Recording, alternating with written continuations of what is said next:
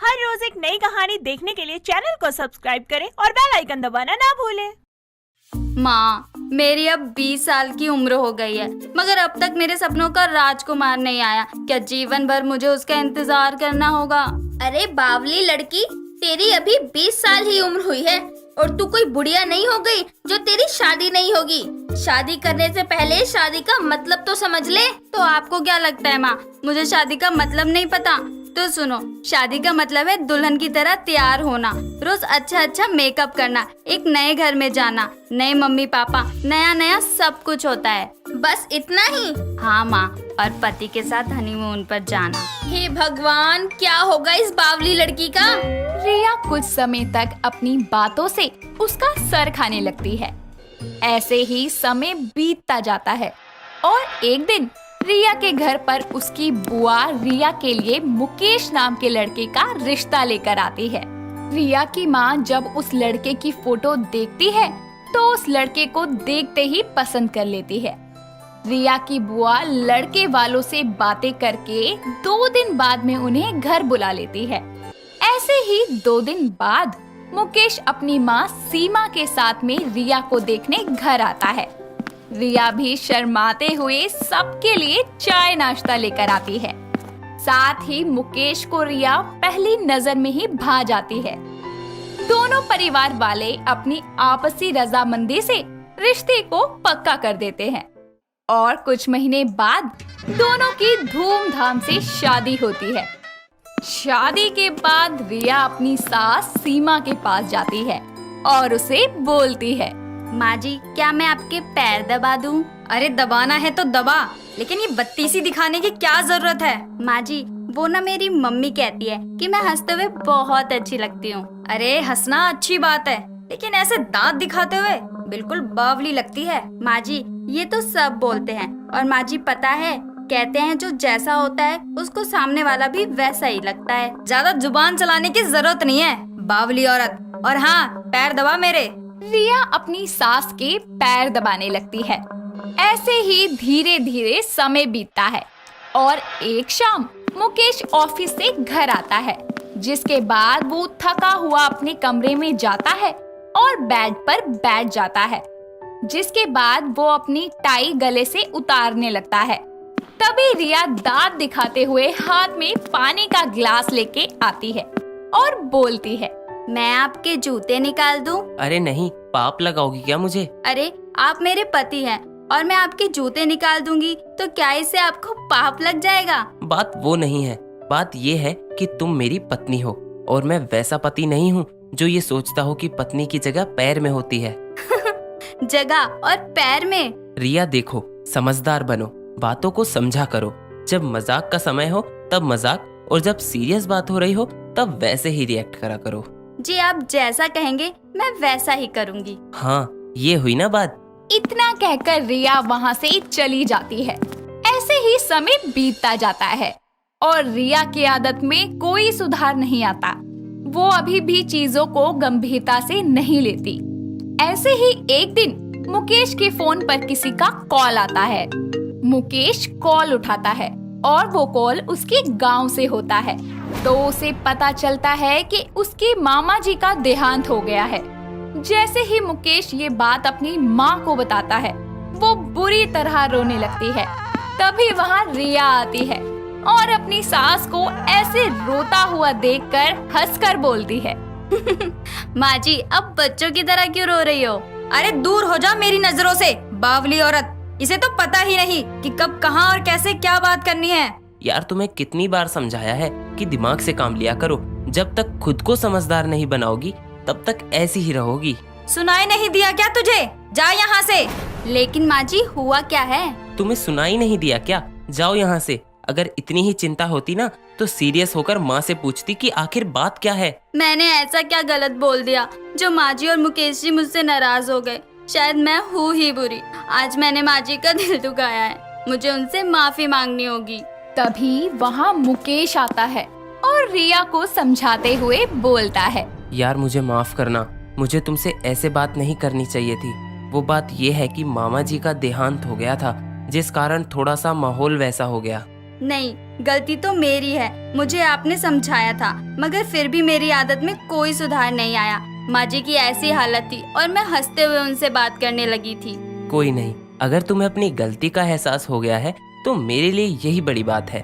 तुम्हें माफी मांगने की कोई जरूरत नहीं है। थोड़ी देर बाद में वहाँ रिया की सास आती है और अपने बेटे से बोलती है, बेटा मुकेश, मैं अपने मायके जा रही हूँ, वहाँ पर सबको मेरी जरूरत होगी, और हाँ, अपनी इस बावली औरत को समझा कर रखियो। इतना बोलकर सीमा वहाँ से चली जाती है। रिया को अभी भी अंदर अंदर बहुत बुरा लगता है। ऐसे ही समय बीतता जाता है। अब वो पहले से काफी ज्यादा समझदार हो जाती है और रिया अब एक बहू होने के नाते ससुराल की सारी जिम्मेदारियों को संभाल लेती है। ऐसे ही एक दिन सीमा अपने मायके से वापस आ जाती है और सीमा के साथ उसकी छोटी बहन हेमलता भी होती है। दोनों बहनें सोफे पर जाकर बैठती है। रिया उनके लिए नाश्ते का इंतजाम करती है। थोड़ी देर में चाय नाश्ता लेकर रिया वहां आती है।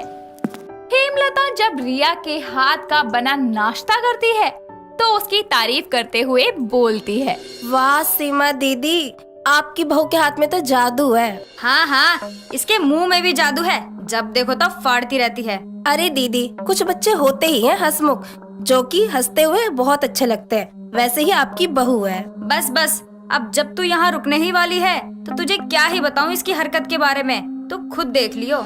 ऐसे ही समय बीतता जाता है। रिया अपनी सास और मौसी सास की बहुत सेवा करती है और अपनी सारी जिम्मेदारियों को अच्छे से संभालती है।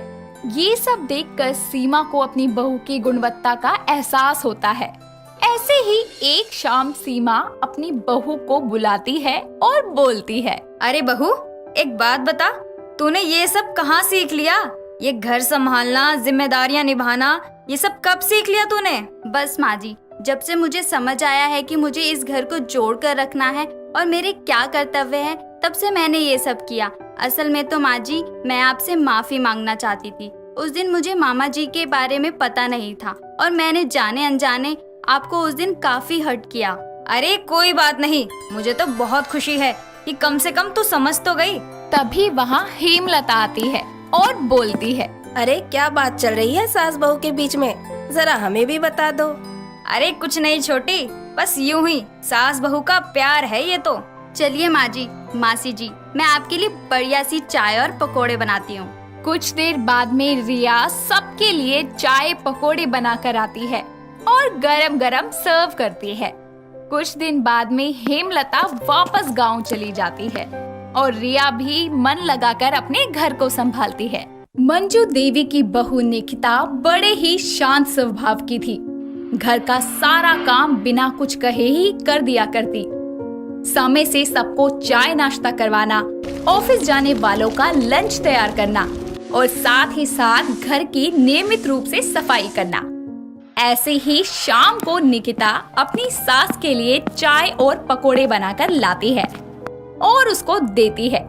मंजू पकोड़े खाने के बाद में अजीब सा मुंह बनाकर बोलती है, हे भगवान, यही निकम्मी बहू देनी थी क्या तुझे? अरे कोई काम ठीक से नहीं करती है। क्या हुआ माँ जी? क्या हुआ कि बच्ची, तेरे माँ बाप ने तुझे पकोड़े बनाना नहीं सिखाया क्या? इतनी सारी मिर्च भर दी है इसमें।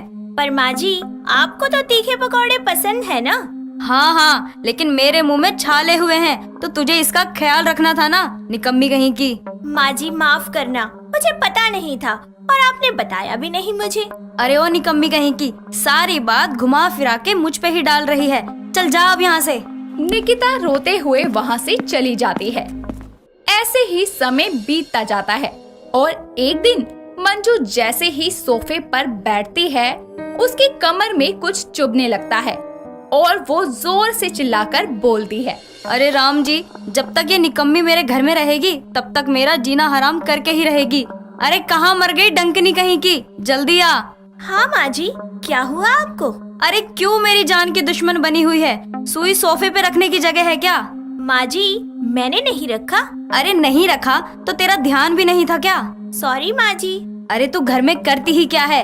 4 मुर्गी का खाना ही तो बनाना है, यही तेरे लिए पहाड़ होता है। माँ जी, आपको ज्यादा लग गई क्या? अरे तुझे इससे क्या फर्क पड़ता है? तू तो यही चाहती है ना कि तेरी सास मर जाए और तू इस घर पे राज करे। मंजू अपनी बहू को खूब सुनाती है। ऐसे ही थोड़ी देर बाद में मंजू के पास उसकी बहन मधु का कॉल आता है और मधु अपनी बहन से बोलती है। हाँ जीजी, कैसी हो आप? हम तो ठीक है छोटी, तू बता। हाँ जीजी, हम भी अच्छे हैं। हम तो इसलिए फोन किए हैं कि हमारी बहू सोनिया की नौकरी लग गई है और वो भी सरकारी दफ्तर में। तो इसी खुशी में हम कल घर पर पूजा करवाए हैं। आ जाना सबको लेकर। तेरी बहू सही है छोटी, और एक हमारी बहू है, एक नंबर की निकम्मी है, निकम्मी।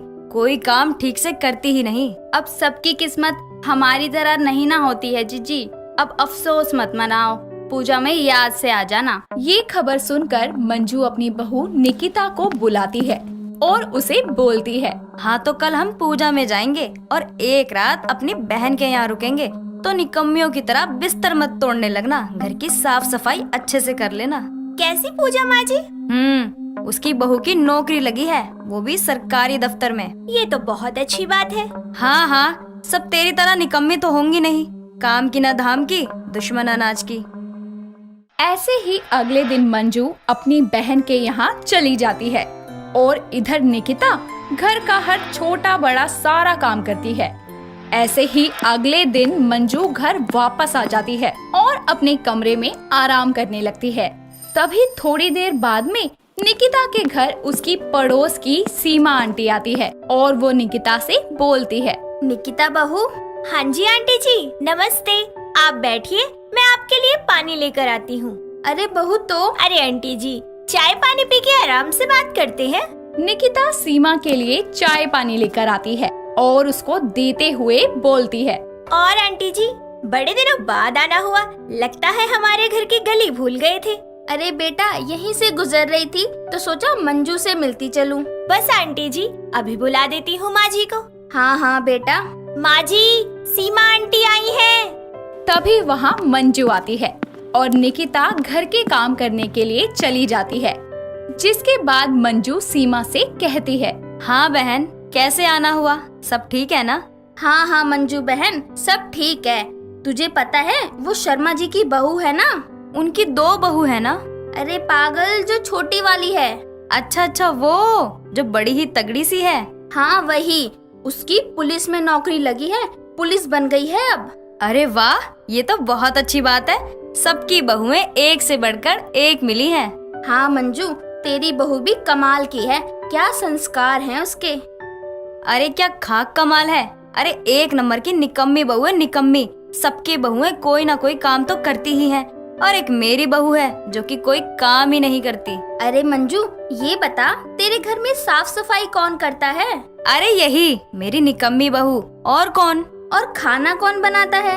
अरे बहू ही करती है ये सब तो, मैंने कौन सी नौकरानी रख रखी है। तो यार एक बात बता, जो हाउसवाइफ होती है क्या वो निकम्मी होती है? मतलब अगर औरत बस घर का काम ही करती तो क्या घर का काम गिनती में नहीं आता? देख मुझे मत समझा ये सब, अब बात शुरू की है तो सुनती जा। जो औरत वर्किंग होती है ना, उसको दिन में 8 घंटे जॉब करने की सैलरी मिलती है, और जो औरत रात दिन घर का काम करती है ना, उसको कोई सैलरी नहीं मिलती, ना ही कोई छुट्टी। मंजू, घर की जिम्मेदारियाँ उठाना किसी नौकरी से कम नहीं है। तो तू कहना क्या चाहती है, अब मैं बहू को सैलरी दूं? यार तू बात को अब भी नहीं समझी। मेरा साफ साफ ये कहना है, औरत हाउसवाइफ नहीं हाउस मेकर होती है, समझी? तू खुद एक औरत है, जरा अपने दिन याद कर और फिर सोच, क्या घर का काम करने के बाद भी बहू निकम्मी होती है? मंजू अपने बीते पलों को याद करने लगती है, जिसमें वो घर का सारा काम किया करती थी, परिवार की हर छोटी बड़ी जरूरत का ध्यान रखा करती थी। तभी मंजू बोलती है। यार बात तो तू सही कह रही है, निकम्मी तो मुझ जैसी सास होती हैं, जो बहुओं को सपोर्ट करने के बदले उनको खरी खोटी सुनाती रहती हैं। ऐसे ही समय बीतता जाता है और अब मंजू अपनी बहू को निकम्मी कहना बंद कर देती है। साथ ही अब हर काम में उसका हाथ बटाने लगती है और निकिता को अब खुद के लिए टाइम मिल जाता है, जिस टाइम में वो सिलाई बुनाई का काम करने लगती है। ऐसे ही एक दिन निकिता की सास उसे बोलती है। अरे बहू, तू तो बड़ी अच्छी सिलाई कढ़ाई करती है। हाँ माँ जी, मुझे बहुत ज्यादा शौक है इन चीजों का। तो अपने इन शौक को आगे तक ले जाना। मतलब माँ जी, मैं कुछ समझी नहीं। अरे मेरी निकम्मी बहू, अरे बहू माफ करना, वो जुबान फिसल जाती है ना। अरे माँ जी कोई बात नहीं, मुझे तो इसमें भी प्यार ही नजर आता है। हाँ तो मैं ये कह रही थी कि तू गरीब औरतों को सिलाई कढ़ाई सिखा, ताकि वो लोग इसको अपने कमाने खाने का जरिया बना सके।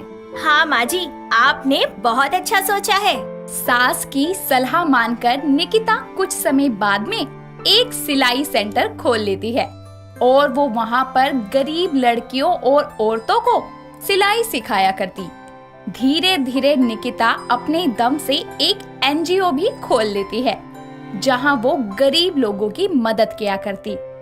बहू की इस होती हुई तरक्की को देखकर सास को ये एहसास होता है कि एक हाउसवाइफ सिर्फ हाउसवाइफ नहीं बल्कि हाउस मेकर भी होती है। तान्या और मान्या 2 बहनें थी।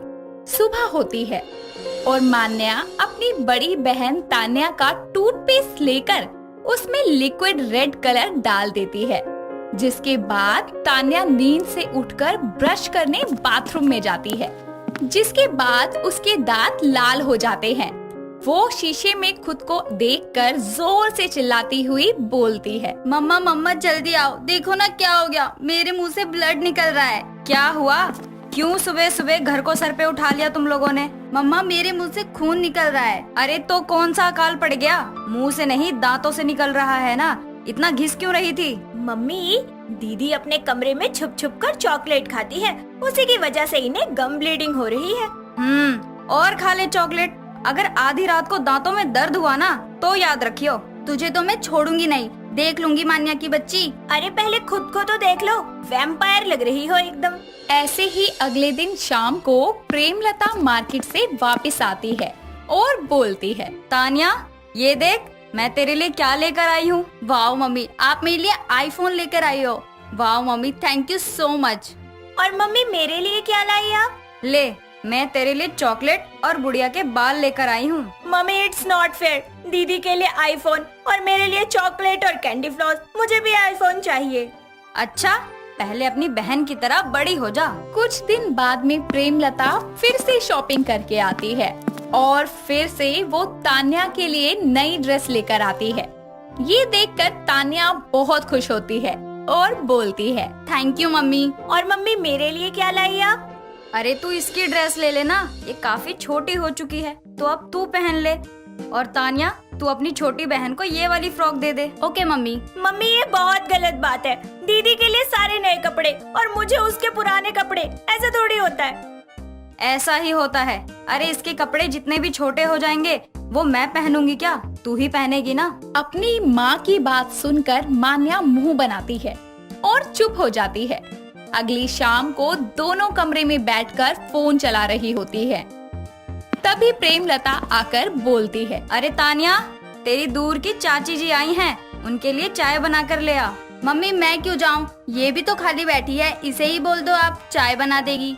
मम्मी देखो ना, मैं तो छोटी हूँ, मैं कैसे चाय बना सकती हूँ? बड़ी होती तो सबको बनाकर पिलाती। ठीक है मम्मी, मैं चाय बना दूंगी, पर मम्मी सोच कर देखो, चाची के सामने आप सूखी सूखी चाय रखोगी, कुछ साथ में नमकीन बिस्किट भी तो रखने चाहिए ना।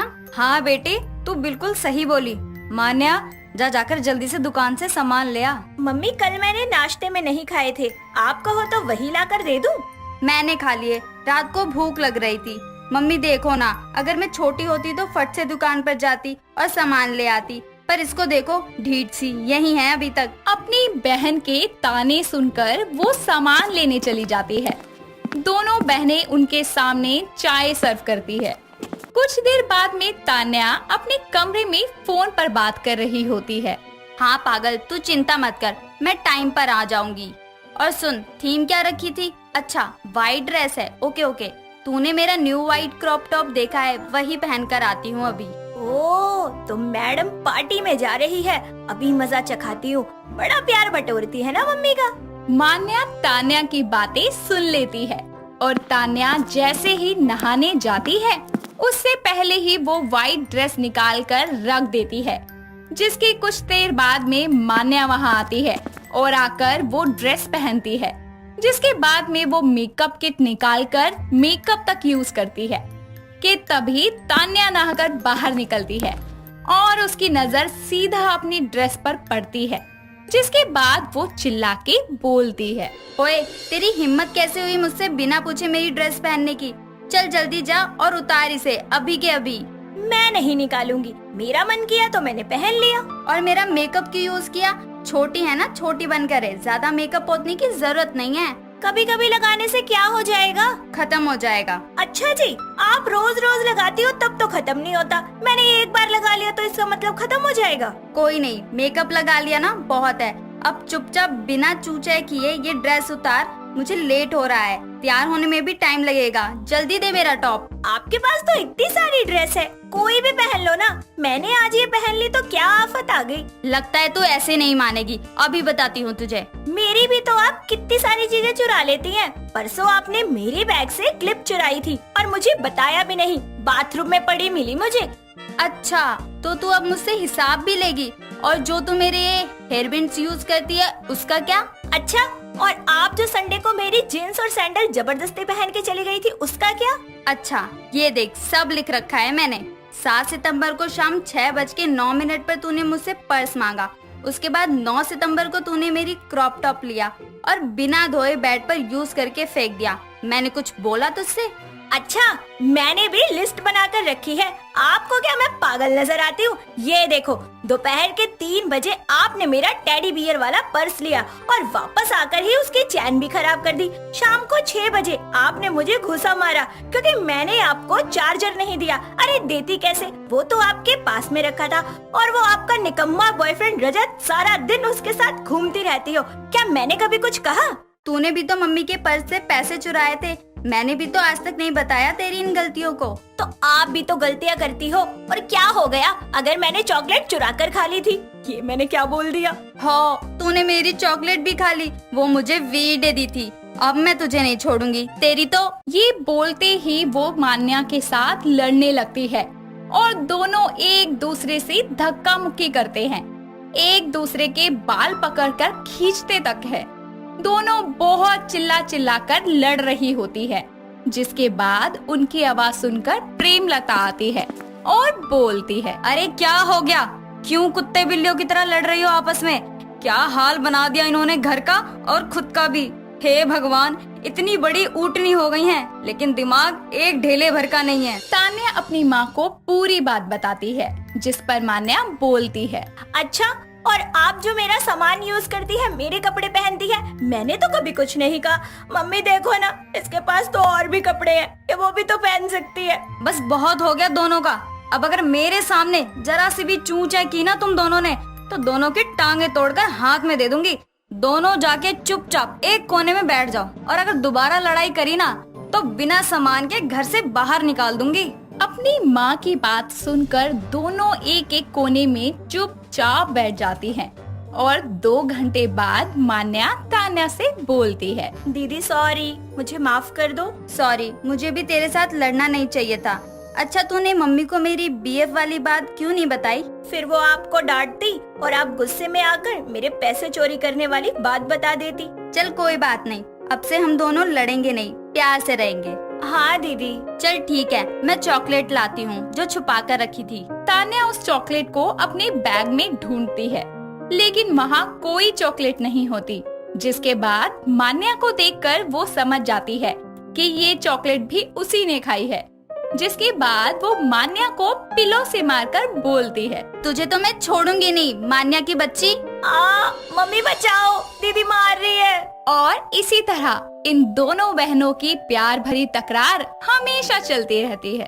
रोहन एक बड़ी कंपनी में मैनेजर की पोस्ट पर था और उसको इस बात पर बहुत गुरूर था कि वो मैनेजर की पोस्ट पर है। रोहन अपनी पत्नी रिया और माँ अर्चना देवी के साथ एक बड़े से फ्लैट में रहा करता था। ऐसे ही एक सुबह रिया रोहन से कहती है, अजी सुनते हो, लंच में आपके लिए थेपले बना दूं? हाँ हाँ बना दो। बहू, मेरे लिए सूजी का हलवा बना दियो, और हाँ, थेपला बनाना मत भूलना। जी माँ जी, मैं बना दूंगी, और अगर साथ में कुछ और बनाना है तो वो भी बता दीजिए। अरे बहू, अभी तो यही दे दे, कुछ और चाहिए होगा तो आवाज दे दूंगी। रिया अपने पति और सास के लिए थेपला और हलवा बनाती है और फिर रोहन का लंच पैक कर देती है। थोड़ी देर के बाद रोहन ऑफिस चला जाता है। कुछ ही देर में उसके ऑफिस में लंच ब्रेक होता है। रोहन सभी लोगों के साथ बैठकर खाना खाता है। तभी रोहन के कुछ दोस्त रिया के हाथों का बनाया हुआ थेपला खाने लगते हैं। तभी उनमें से उसका एक दोस्त कहता है, वाह भाई, क्या थेपले हैं, कसम से मजा ही आ गया। तू खाना खाना यार। हाँ भाई, सही कह रहा है भाई, थेपले का बिजनेस करवा दे भाभी का। अरे पागल है क्या? मेरी पत्नी को ये सब करने की क्या जरूरत है? मैं इतनी बड़ी कंपनी में मैनेजर हूँ, अच्छा खासा पैसा कमाता हूँ, आखिर क्या चाहिए पत्नी को? यार सच बताऊं, मेरा तो ये मानना है कि जिन लोगों की वाइफ पति के कमाने के बाद भी बाहर कुछ करने जाती है ना, तो शायद उनके पति उनका अच्छे से खर्चा नहीं उठाते होंगे। ये तेरी सोच है यार कि अगर वाइफ बाहर काम करती है तो सिर्फ खर्चे के लिए। मेरा तो ये मानना है कि जब हम अपने लिए पढ़ी लिखी लड़की लाते हैं ना, तो हमें भी उनको सपोर्ट करना चाहिए कि वो कुछ करे अपनी लाइफ में, ना कि घर के काम में सीमित रह जाए बस। यार जरूरत नहीं है इतना सोचने की। वैसे भी मैं जिंदा हूँ, ये सब करने की जरूरत नहीं है उसको। जिसको भेजना है अपनी बीवियों को ही भेजो भाई। कैसी सोच है तेरी? जैसी भी है अच्छी है, और तू मुझे ये मत बता कि मैं क्या करूं और क्या नहीं। ऐसे ही कुछ दिनों के बाद अर्चना अपनी बहू रिया से कहती है, अरे रिया बहू, जरा थेपले बना दे मेरे लिए। तेरे थेपले का कोई जवाब ही नहीं, अरे खाते ही मजा आ जाता है। सोच रही हूँ बहू, तेरे थेपले का बिजनेस करवा दूं। हाँ माँ जी, मैं भी यही सोच रही थी। अरे तो इसमें सोचना क्या, मैं बात करती हूँ रोहन से। तभी वहाँ पर रोहन आ जाता है और उनकी सारी बातें सुन लेता है। ऐसे में वो गुस्से से कहता है, आज तो कर ली ये बिजनेस की बात, आगे से इस घर में ये बात नहीं होनी चाहिए। अब यही रह गया है क्या घर को चलाने के लिए? अरे तो इतना क्यों भड़क रहा है? तू अपनी मैनेजर गिरी अपने ऑफिस में ही रखियो, ठीक है? ये मेरा घर है और यहाँ सब मेरे हिसाब से चलेगा। मैं चाहूँ तो बहू से थेपले का बिजनेस भी करवा सकती हूँ। मैं भी देखता हूँ कि कैसे आप दोनों ये सब करते हो। तू ये मत भूल कि ये मेरा घर है और मैं जो चाहूँ वो कर सकती हूँ। हाँ तो मैं भी आपका ही बेटा हूँ। अजी आप भी कैसी बातें कर रहे हैं? अगर डबल इनकम सोर्स है हमारे पास तो उसका फायदा उठाना चाहिए ना। क्या पता वक्त कब पलटी खा जाए। मुझे ना तो तुमसे ना माँ से किसी से कोई ज्ञान लेने की जरूरत नहीं है। मैं खुद इतना कर सकता हूँ कि कभी तुम्हें घर के काम के अलावा कुछ करना ना पड़े। बेटा बहू ने बिल्कुल सही बोला, क्योंकि समय एक जैसा नहीं होता। क्या पता आगे चलकर तू खुद उसे ये सब करने दे। ऐसा कभी नहीं हो सकता, समझे आप दोनों? और मेरे होते हुए ऐसा दिन आपको देखना ही नहीं पड़ेगा, लिख कर ले लो। अरे तेरे कहने से क्या होगा, ये इसकी जिंदगी है, इसका जो दिल करेगा ये वो करेगी। किसी की पत्नी या बहू है, इसका मतलब ये नहीं कि इसको सपने पूरे करने का हक नहीं है। माँ, आपको इसका ज्यादा पक्ष लेने की कोई जरूरत नहीं है। जब ये औरतें बाहर का काम करने लगती है ना, तो इनके पर निकल आते हैं और मैं नहीं चाहता कि इसके पर निकलें। ऐसे ही कुछ दिन बीत जाते हैं और एक रात दोनों पति पत्नी बेड पर लेटे हुए बातें कर रहे होते हैं। तभी रिया कहती है, क्या आप मुझसे प्यार नहीं करते? क्या आप नहीं चाहते मैं तरक्की करूं? अरे मुझे करने दीजिए ना छोटा सा बिजनेस। अरे यार तुम समझती क्यों नहीं हो? क्या मैं कम कमाता हूँ जो तुम्हें ये सब करने की जरूरत पड़ गई? बात कम या ज्यादा की नहीं है यार, बात ये है कि अगर मिलके कमाएंगे तो घर में आमदनी ज्यादा आएगी ना।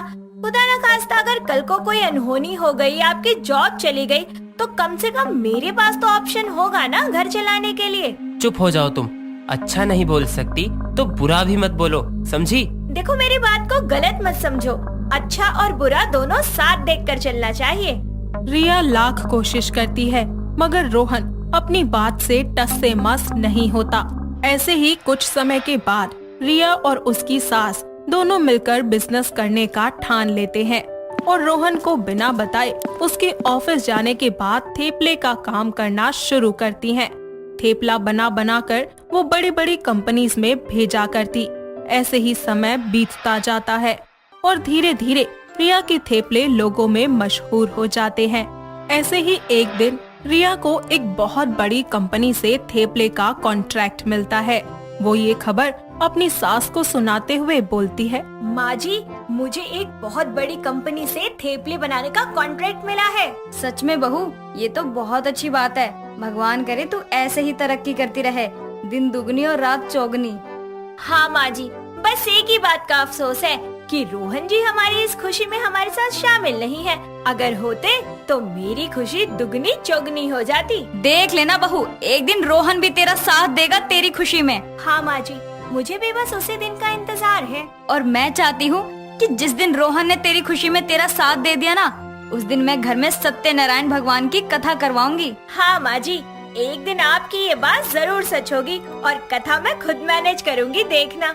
ऐसे ही कुछ दिनों के बाद जिस कंपनी का कॉन्ट्रैक्ट रिया को मिला था, उस कंपनी के मैनेजर अपने ऑनर के साथ रिया से मिलने एक होटल में आते हैं। जब रिया उस मैनेजर को देखती है तो उसकी आंखें फटी की फटी रह जाती हैं, क्योंकि वो मैनेजर कोई और नहीं बल्कि उसका पति रोहन होता है, जो कि अपनी कंपनी के ऑनर के साथ वहां आया होता है।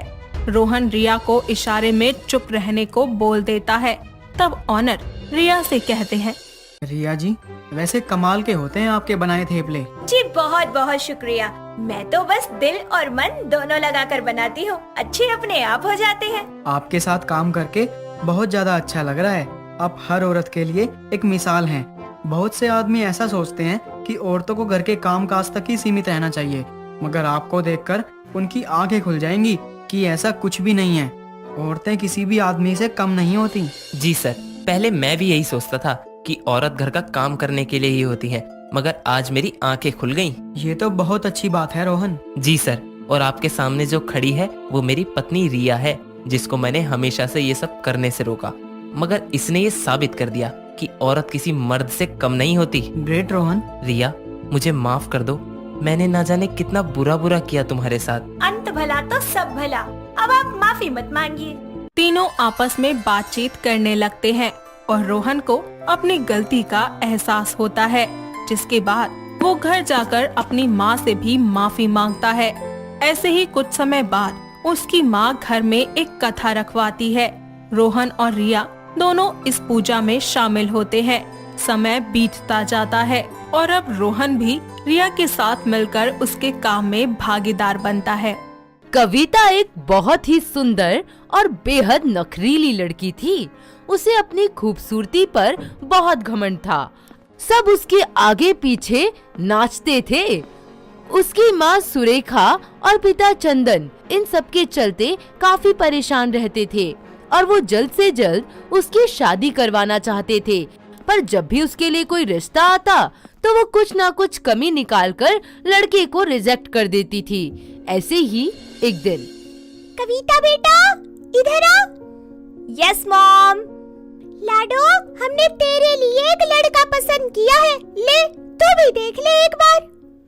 व्हाट द हेल मॉम, मैं नहीं करने वाली ऐसी टिपिकल शादी। तुझे इतना पढ़ाया लिखाया इसलिए कि तू ऐसे बदतमीजी से बात करे हमसे? और हाँ, इस साल तुझे शादी करनी ही होगी, नहीं तो हम तुझे घर से निकाल देंगे। अच्छा ठीक है, मैं शादी करने के लिए तैयार हूँ, लेकिन मेरी एक शर्त है। शर्त? अरे कैसी शर्त? मैं पहले लड़कों को देखूंगी, फिर परखूंगी और फिर डिसाइड करूंगी कि कौन मेरे लायक है। ये क्या बकवास कर रही है तू? स्वयंवर रचाना चाहती है? What a brilliant idea, mom. अब रचेगा कविता का स्वयंवर। कविता की बात सुनकर उसके माता पिता के तो तोते ही उड़ जाते हैं, पर अपनी बेटी का घर बसने की खातिर वो हाँ कर देते हैं और उसे स्वयंवर की इजाजत दे देते हैं।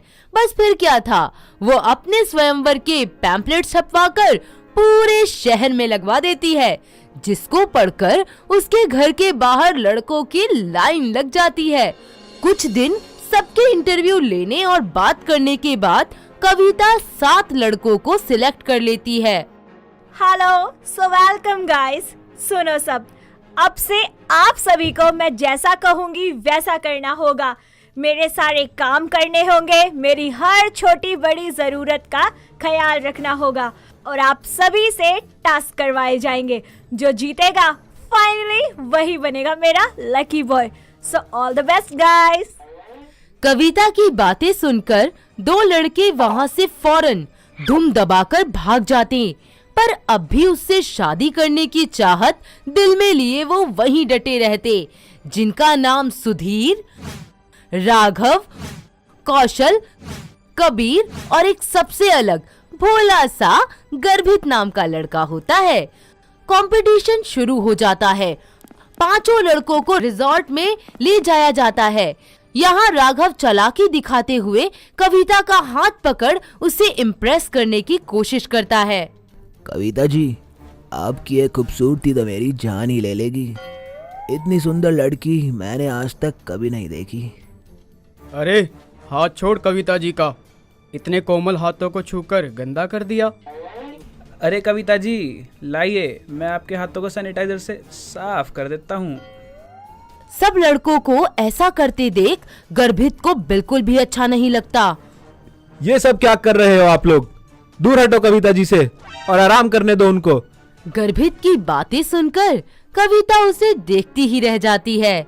उसे वो सबसे अलग और खास नजर आता है। Very nice, impressive and you all. मैं तुम्हें तुम्हारी टाइमिंग, लोकेशन सब कुछ बता दूंगी कि कौन मुझे कब, कहां और कैसे मिलेगा। ओके, सो अब कल मिलते हैं फिर। बाय। अगले दिन कविता रेडी होकर उन सबसे मिलने एक रिजॉर्ट में पहुंचती है और सबको स्विमिंग पूल के पास बुलाती है। ओके गाइस, तो आज आप सभी को मेरी मसाज करनी होगी एंड मैं नोटिस करूंगी कि आप सब में से सबसे ज्यादा बढ़िया मसाज कौन करता है और मुझे रिलैक्स फील करवाता है। आपको ये सब मसाज करेंगे? आपको नहीं लगता कि ये थोड़ा ज्यादा हो जाएगा? यू डोंट वरी, अगर आपको नहीं आता तो आप अभी स्किप कर सकते हैं और यहाँ से जा सकते हैं। No I am okay, no problem. सभी लोग एक एक करके कविता का मसाज करना शुरू कर देते हैं। लास्ट में गर्भित की बारी आती है। वो उसे शोल्डर की जगह हेड मसाज करता है। कविता को उसका किया हुआ मसाज बहुत पसंद आता है और गर्भित वो टास्क जीत जाता है। अगले दिन एक नया टास्क शुरू होता है जिसमें सभी को उसके हाथ पर किस करके उसको प्रपोज करना होता है। ये सुनते ही गर्भित फिर से हैरान हो जाता है। कविता जी, क्या ये सब करना ठीक है? लिसन गर्भित, ये मेरा स्वयंवर है और यहाँ मेरी मर्जी चलेगी। तुम्हें टास्क नहीं करना तो ये तुम्हारी मर्जी है। You may leave now. गर्भित उदास होकर एक कोने में खड़ा हो जाता है और सभी लड़के एक एक करके अपने घुटनों के बल बैठकर कविता को प्रपोज करते हैं। ये सब देखकर गर्भित को बिल्कुल भी अच्छा नहीं लगता। जब उसकी बारी आती है तो वो बिना कविता को किस किए कहता है, Kavita ji, I love you. मैं आपसे खुद से ज्यादा प्यार करता हूँ और मेरा प्यार एक किस का मोहताज नहीं है। इनफैक्ट इन सबको ऐसा करता देख मुझे बिल्कुल भी अच्छा नहीं लगा। गर्भित की बातें सुनकर वो उससे नाराज हो जाती है और गुस्से से विनर के नाम की अनाउंसमेंट करती है। सो फाइनली आज मुझे जिनका प्रपोज सबसे ज्यादा पसंद आया है उनका नाम है राघव। ये सुनते ही गर्भित की आंखें आंसुओं से भर जाती हैं। कविता जी, मैं ये सब और नहीं देख सकता और मैं ये सब छोड़ के यहाँ से जा रहा हूँ। लेकिन एक बात जरूर कहूँगा कि मैं आपसे वास्तव में बहुत प्यार करता हूँ। अरे ओ भाई, जा जा, ये भाषण कहीं और देना। रुको राघव, असली विनर तुम नहीं बल्कि गर्भित है। अरे कविता जी, ये क्या कह रही हैं आप? सुनो गर्भित, प्लीज मत जाओ। मुझे तो तुम पहले दिन से ही पसंद हो। नहीं मैडम, अब नहीं। मैं समझ गया हूँ कि आप मेरे लिए तो बिल्कुल नहीं बनी। प्लीज गर्भित, ऐसा मत कहो। मैं सच में तुमसे बहुत प्यार करती हूँ और मैं तुम्ही से शादी करना चाहती हूँ। ठीक है, पर शादी से पहले मेरी भी एक शर्त है जो आपको माननी होगी। हाँ गर्भित, तुम जो कहोगे, जैसा कहोगे, मैं सब कुछ कर दूंगी। आपको मेरी माँ और मेरे घर की सारी जिम्मेदारी उठानी होगी। गर्भित खुशी खुशी अपने घर जाता है और अपनी माँ सुजाता को बताता है कि वो कविता से शादी करना चाहता है, जिसे सुनकर सुजाता गुस्से से तनतना जाती है।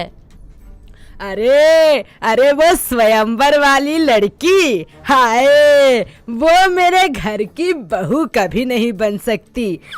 अरे सब देखा है मैंने, 5 लड़कों के साथ ना जाने कौन कौन से खेल रचाए हैं उसने। नहीं माँ, वो अब ऐसी बिल्कुल भी नहीं है।